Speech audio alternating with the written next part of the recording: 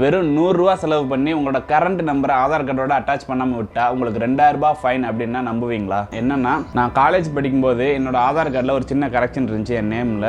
அதை கரெக்ட் பண்ணுறப்பவே நம்பரை சேர்த்து சேஞ்ச் பண்ணிடுவோம், அப்பாவோட நம்பருக்கு பதிலாக நம்மளோட நம்பரை கொடுத்துருவோன்னு சொல்லி அதை நான் அட்டாச் பண்ணேன். ஆனால் அட்டாச் பண்ண அந்த நம்பரை நான் அடுத்து யூஸ் பண்ணலை. அந்த நம்பர் நம்ம இனிமேல் யூஸ் பண்ண வேண்டாம், அது வந்து நமக்கு ஒரு அஃபிஷியல் நம்பர் மாதிரி வச்சுக்கிடுவோம். நம்மளை அவ்வளோ ஈஸியாக யாரும் ஹேக் பண்ணிட முடியாது, ஏன்னா ஓடிபி வராது, காரணம் நான் ரீசார்ஜ் பண்ணலை அப்படின்னு ஒரு மாதிரி அதிமேதாவித்தனமாக அதை அப்படியே விட்டுட்டேன். ஆனால் ஒவ்வொரு வாட்டி ஏதாச்சும் ஒரு முக்கியமான விஷயத்துக்காண்டி ஓடிபி வரப்போ ஃபுல்லாக பிளாக் ஆயிரும், ரீசார்ஜ் பண்ணாதான் பண்ண முடியும்னு சொல்கிறப்ப ஒவ்வொரு வாட்டி 250 300 போட்டு ரீசார்ஜ் பண்ணிட்டு இருப்பேன். இதுக்கப்புறம் வேண்டாம் அப்படின்னு சொல்லிட்டு லாஸ்ட் ஒரு 1 இயர் முன்னாடி தான் நம்பரை வந்து கரண்ட் நம்பரோட அட்டாச் பண்ணிடுவோம். எதுக்கு அப்படின்னு சொல்லி சேஞ்ச் பண்ணேன்.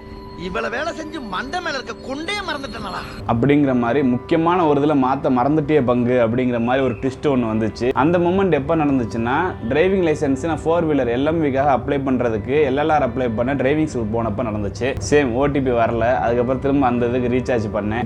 டேரெக்டாக இ-சேவை மையம் போனேன். அங்கே போனால் சாரி எங்களால் இங்கே பண்ண முடியாது, நீங்கள் RTOக்கு தான் போகணும் அப்படிங்கிற மாதிரி சொன்னாங்க. RTO வரைக்கும் நம்மளா போய் எப்படி பார்க்குறது? நம்ம தான் டிரைவிங் லைசன்ஸ் அப்ளை பண்ணியிருக்கோம்ல, காலைல போவோம்ல டிரைவிங் கிளாஸுக்கு, அப்போ அங்கேயே கேட்போம்னு சொல்லி அங்கே போய் கேட்டேன். அங்கே கேட்டால் அவங்க இப்போதைக்கு பண்ண முடியாது, நீங்கள் டெஸ்ட் ட்ரைவ் போகிற அன்னைக்கு தான் பண்ண முடியும் அப்படின்னு சொன்னாங்க. சொன்ன மாதிரி ஆனால் டெஸ்ட் ட்ரைவ் போகிறப்போ கரெக்டாக எனக்கு வந்து சேஞ்ச் பண்ணி கொடுத்துட்டாங்க டிரைவிங் ஸ்கூல்ல இருந்தே. அதுக்கான ரீசன் என்னென்ன ரிசர்ச் பண்ணி பார்த்தப்போ எனக்கு தெரிஞ்சது என்னன்னா, டிரைவிங் லைசன்ஸில் இருக்கிற நம்மளோட டேட்டா பேஸ் எல்லாமே சென்ட்ரல் கவர்மெண்ட் டேட்டா. அதனால அது அவ்வளோ ஈஸியாக ஆன்லைனில் நம்மளாலையும் சரி இ-சேவை மையத்தாலையும் சரி ஏன் டிரைவிங் ஸ்கூலால் கூட சம்டைம் அக்சஸ் பண்ண முடியாது அப்படிங்கிறது அதில் இருக்கிற ரியாலிட்டி. ஈவன் ஓடிபி ஐடென்டிஃபை வெரிஃபிகேஷனுக்கு கூட RTO பர்மிஷனும் அப்ரூவ் இல்லாமல் அதை பண்ண முடியாது அப்படின்னு சொல்கிறாங்க. சரி, அப்போ எப்படி டெஸ்ட் ட்ரைவ் போகிறப்ப மட்டும் டிரைவிங் ஸ்கூல்ல இருந்தே அவங்க வந்து சேஞ்ச் பண்ணி கொடுத்தாங்க அப்படிங்கிற ஒரு டவுட் உங்களுக்கு வரும். எனக்கும் அதே டவுட் இருந்துச்சு.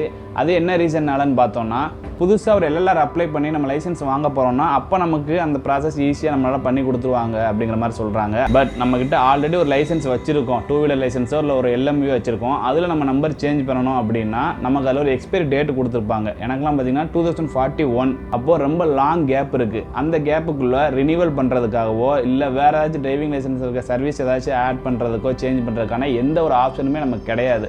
அப்படிங்கிறப்போ நம்மளோட டேட்டா எல்லாமே கம்ப்ளீட்டாக லாக் பண்ணி வச்சுருப்பாங்க. ஸோ அதை RTO ஆஃபீஸர் எப்போ போர்ட்டல் ஓப்பன் பண்ணுறாரோ அப்போ தான் அந்த எடிட் ஆப்ஷன் கிடைக்கும், நம்ம பண்ண முடியும். டேரெக்டாக நம்ம அவர்கிட்ட போய் அதை வந்து அப்ரோச் பண்ணி அதை வந்து நம்ம சக்ஸஸ் பண்ணுறதுங்கிறது ரொம்ப காம்ப்ளிகேட்டடான விஷயம். அதனால தான் டிரைவிங் ஸ்கூல் போங்க அப்படின்னு சொல்லி நம்மக்கிட்ட ஒரு இ-சேவை மையத்தை சஜஸ்ட் பண்ணாங்க. டிரைவிங் ஸ்கூல்லுமே ஏன் டெஸ்ட் ட்ரைவ் அப்போ மட்டும் தான் பண்ண முடியும்னு சொல்கிறாங்கன்னா இதே ரீசனால தான்.